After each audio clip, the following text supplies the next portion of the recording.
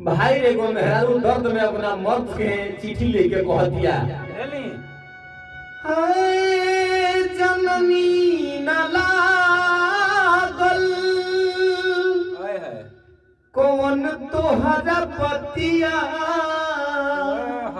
एक जा। अरे बोला हो आज जननी न लागल कौन तोहरा पतिया कि तूरला प्रीतिया के डोर आज करे जाऊ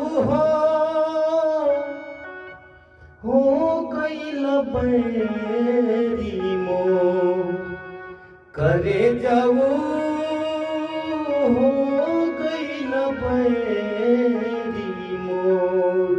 भाई हो कैसन लागल कमेंट में जरूर बताइएगा। सिर्फ जवन बात आगे रो सबके फिर तरीका का हम गाना छोड़ब। जय हो, love you my all friend.